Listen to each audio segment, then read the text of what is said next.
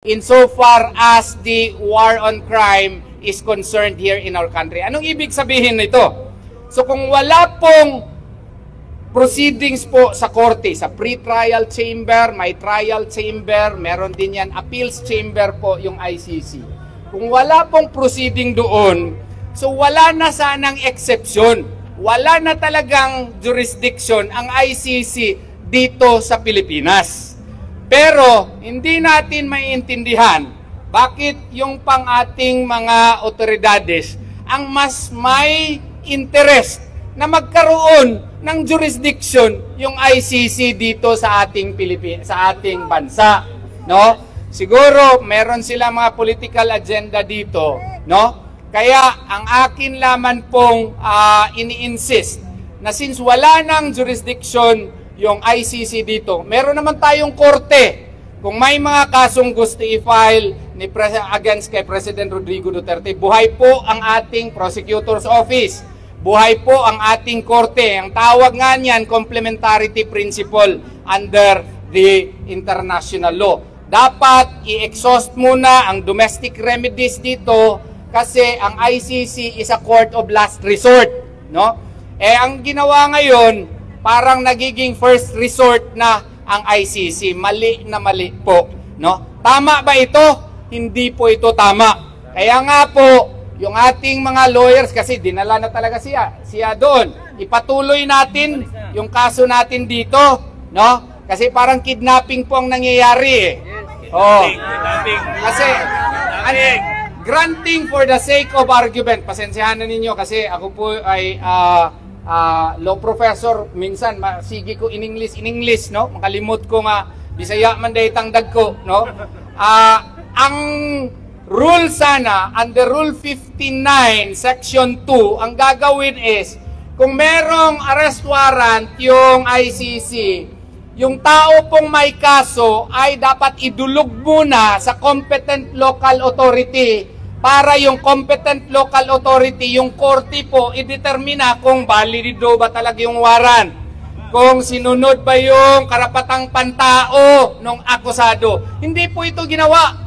Dire-diretso na. Para kung meron nga kayong, di ba, decree of divorce galing Japan. Kung meron kayong decree of divorce galing sa ibang bansa, di ba ipaproba mo muna dito sa regional trial court? No? Bago yan, may epekto dito sa ating republika. Yun din sana ang ginawa doon kung totoo yung warrant of arrest na hindi ko nga nakita yung hard copy eh. Oh. So dapat isinubject muna yung tao to the jurisdiction of a competent local authority para makita kung tama ba na kaso yun, siya ba talaga yung covered ng warrant na yun at sinunod ba niya yung mga karapatang pantao po ng ating pinakamamahal na Presidente Rodrigo Duterte. Hindi ginawa yon. Pero, i-raise ito doon din sa Hague, Netherlands. So may posibilidad po na kung hindi ito sinunod, baka yung Hague, Netherlands naman ang mag-repatriate, mag-order mismo na ibalik dito si Presidente Rodrigo Duterte kasi hindi po sinunod yung kanilang batas. So, ang request namin sa inyo, idua natin si Presidente Rodrigo Duterte. We will pray hard for him so that his lawyers in Hague, Netherlands will be able to defend for his rights and they would be able to assert his rights in the court in Netherlands at saka ipag-pray din natin, idua din natin ang ating bansa.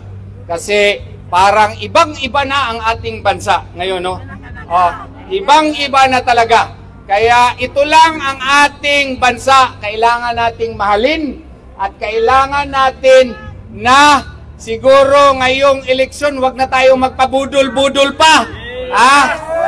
Suportahan natin, vote straight tayo. Anong sabi ni Tatay Digong? Yung mga senador niya dapat butuhan natin lahat. Kasi baka ang gagawin po ay sunod na naman nilang itira ay ating pinakamamahal na si Vice President Sara Duterte. Baka i-trial, ipa-impeach. Mabuti talaga na kung yung ating mga kandidato, iluklok natin silang lahat doon kasi sila po ang magdidepensa kay Vice President Sara Duterte. Iboto din natin yung mga party list na sinabi ni Tatay Digong na bubutuhan natin. Pero isa lang ha, baka bubutuhan ninyo silang lahat, ma-void yung boto nyo. Pili-pili kayo. Alam naman ninyo kung sino yung inendorso ni Tatay Digong, no? So, kailangan makapasok din sila doon sa Kongreso kay para yung TWADCOM, no? Sila na naman ang mag-iimbestiga kung anong nangyayari sa mga bilyones na nawawala sa ating bansa. Di ba tama 'yon?